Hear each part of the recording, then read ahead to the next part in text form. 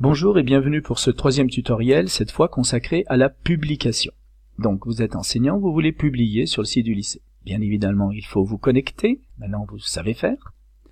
Faire disparaître, bien sûr, le petit pop-up. Et ensuite, donc, accéder aux espaces de publication. Alors pour le moment, un enseignant a tous les droits de publication dans l'espace des classes qu'il a en responsabilité. À part cela, les droits sont à peu près fermés.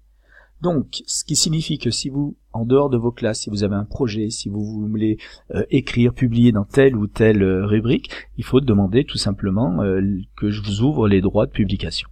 Par exemple, je les ai ouverts, vous voyez, projet pédagogique, voyage scolaire, moi, Méniac, un simple enseignant, je suis gestionnaire, comme pratiquement tous les enseignants du lycée, donc je peux écrire. Par contre, pour le reste, je suis un simple visiteur. D'accord ? Alors, dans les espaces de classe, si vous voulez, par exemple, on va prendre l'exemple de la TS2, je veux fabriquer un espace histoire-géo puis travailler avec mes élèves, la première chose à faire, c'est dans les rubriques, c'est de fabriquer cette fameuse rubrique. Donc je la crée ici, vous voyez, je suis dans rubrique, je la crée. Je n'ai pas énormément d'espace dans lequel je peux publier, donc je vais dans les classes. Alors d'abord je vais lui donner un titre, histoire-géo. Oh, tiens, histoire-géographie. Alors, je vais dans les classes, je prends ma TS2, et vous voyez que là, cette fois, je peux la créer, la rubrique. Le bouton, c'est activé. Histoire-géographie en TS2. Je la crée. J'arrive à un écran de paramétrage. Alors, je vais vous conseiller deux choses. Trois choses, si vous voulez. La première, c'est que les droits d'accès, vous les laissez tels qu'ils sont. Je vous les résume. Vous, créateur de la rubrique, vous êtes administrateur. Les élèves sont rédacteurs avec le droit d'écriture et les parents sont simplement visiteurs.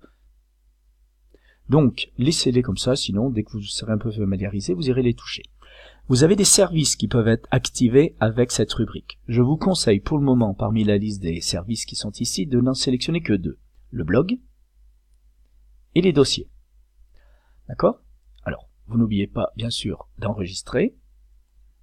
Et donc, maintenant, dans l'espace de la classe de TS2, j'ai l'histoire géo. Et vous constatez que j'ai donc ma page accueil, puisque j'ai créé la rubrique, et j'ai donc les deux services attachés. Alors, la première chose à faire, dans l'espace d'accueil, mais ça, je vous le laisserai faire, donc vous êtes dans l'espace d'accueil, vous modifiez cet article, et puis, en utilisant de façon très intuitive les commandes qui sont proposées, vous la personnalisez. Je vous donne l'exemple, par exemple, de l'histoire-géographie en seconde 2, voilà, je mets un petit dessin, blablabla. Donc revenons à ma TS2 Histoire Géo. Donc la page d'accueil, je la personnalise, et c'est ça qui est le plus important. Le plus intéressant, c'est le blog. Pourquoi ? Parce que dans le blog, je peux créer des articles.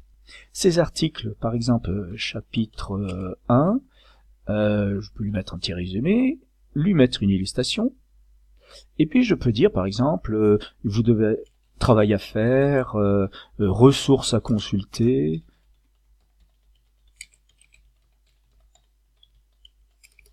etc., etc., etc. Donc ils mettent une image, mettre des pièces jointes, un fichier de travail, un fichier de révision, etc. Donc vous créez cet article de blog, que vous n'oubliez pas d'enregistrer en brouillon si vous ne l'avez pas fini, ou du moins de publier. Donc qu'est-ce qui va se produire quand je serai là ?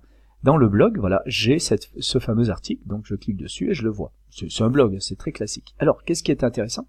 C'est qu'à ce moment-là, vous donnez du travail, les élèves peuvent à leur tour participer, ils pourront pas toucher votre article, ne vous en faites pas, vous êtes le chef suprême, eux ils pourront compléter, rajouter des éléments, répondre à vos demandes, mais pas le toucher. Alors, ça c'est le blog, vous vous rappelez, avec fichier attaché. Vous pouvez également utiliser la partie dossier partagé. Par exemple, je vais créer un dossier, par exemple, je vais créer le dossier du chapitre 1, voilà, je le crée.